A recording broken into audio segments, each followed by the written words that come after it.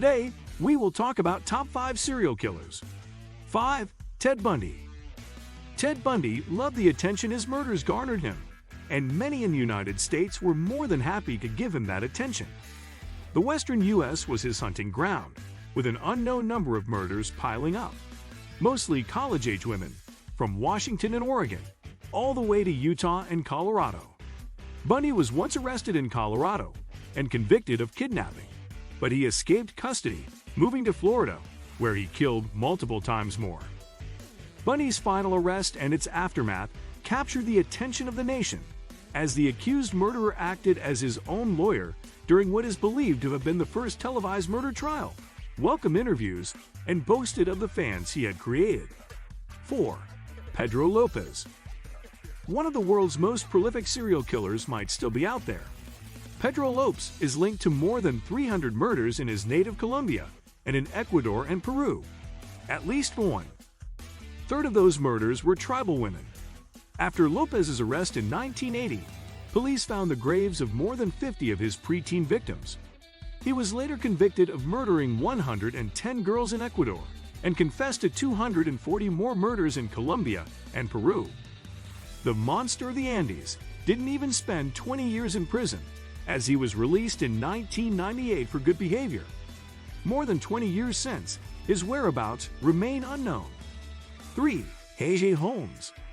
Chicago has had its share of killers, but perhaps none more haunting than A.J. Holmes, the pharmacist who turned a hotel into a torture castle.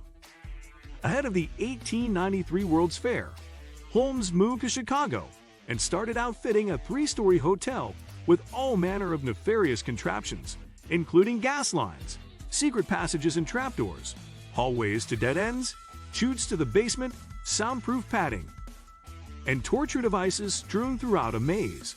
The gas allowed Holmes to knock out his guests before the worst of what was to happen came next, often on his surgical tables. He then burned the bodies in the building's furnace, selling skeletons to medical schools and running life insurance scams. 2. John Wayne Gacy.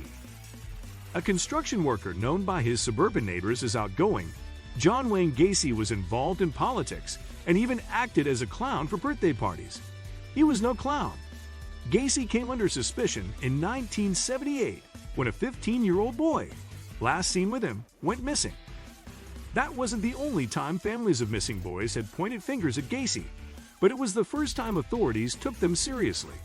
Soon after, a search warrant granted police access to the Gacy home, with the smell of nearly 30 bodies buried in a 4-foot crawl space under his home. 1. Harold Shipman. Harold Shipman, also known as Dr. Death, is believed to have killed at least 218 patients, although the total is quite likely closer to 250. This doctor practiced in London, and between 1972 and 1998 worked in 2 different offices, killing all the while. He wasn't caught until a red flag was raised by several people, including an undertaker who was surprised by the sheer number of cremation certificates Shipman was a part of, along with the fact that most of the cases were elderly women found to have died in bed, not at night, but rather during the day. Police mishandled the investigation and Shipman kept killing until he got greedy and tried to concoct a will for a victim that named him beneficiary, which led the victim's daughter to become suspicious.